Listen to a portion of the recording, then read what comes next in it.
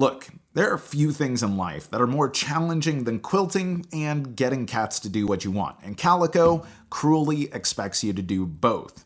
Each turn, you have 2 tiles, each of which feature a pattern and a color, and you place one of them in any empty slot on your wonderfully chonky quilt board, then replace the played tile by drawing one of the 3 in the market into your hand. Replace that tile in the market from the bag, bizarrely described as an optional alternative to just stacking the tiles face down, then it's the next person's turn. After precisely 22 turns, every slot will be filled and players count up points.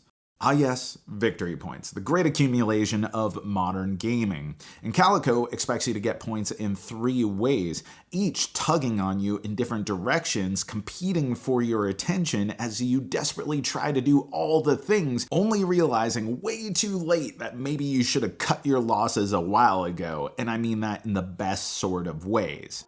First are the eponymous cats. Every game has 3 cats laid out and 2 patterns each are assigned to them. If you ever match patterns together meeting their requirement, you get a Millie or a coconut or some other feline friend worth their listed pointage. Do that again elsewhere on your mat, and hey, you can get another visit from the same cat. Likewise, buttons give you 3 points a pop and rely on the convergence of 3 tiles of color together.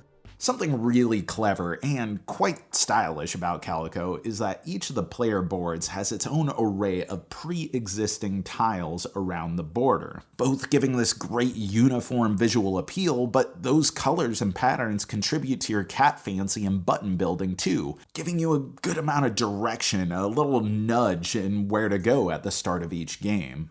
The last way to score points is also the most insidious because it feels so possible to do it all, but your hubris can lead you astray.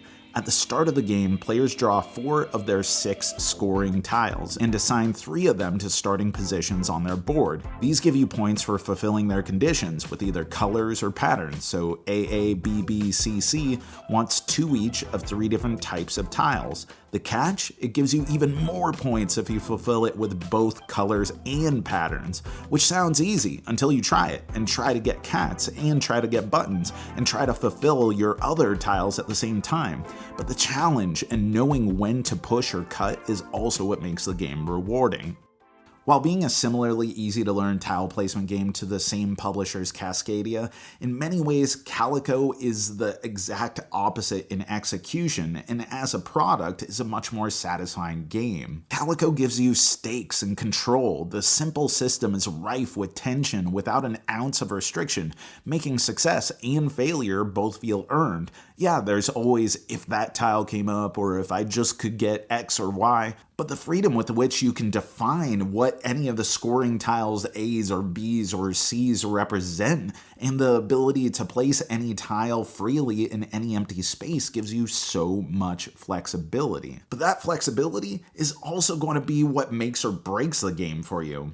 On the one hand, there's a puzzly, brain-burning aspect to the game. On the other hand, there's a puzzly, brain-burning aspect to the game. In spite of the cozy theme that evokes warm tea on a brisk winter morning, every tile feels important, and sometimes your choices early game can really undermine you. Playing this game is easy, playing well takes concentration, and the freedom to place things anywhere can really tick someone's analysis paralysis if they're so inclined.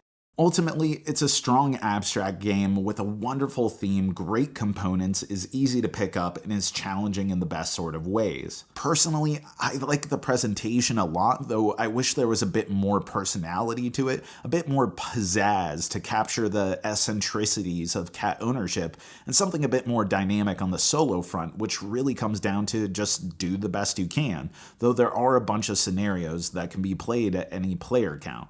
But if you like brain burners, approachability, and the cozy feeling of snuggling into a worn hoodie with a cat on your lap, then Calico is your game. And that's our review. But let us know in the comments below. Don't talk about games. Don't talk about anything else. Tell me about your cats. I want to know your cats' names and what makes them so great. Put it down below, and as always, thank you for your support. Thank you for watching. Thank you for doing all the things and being a great community. And you know that I've been Jack for the Cardboard Herald.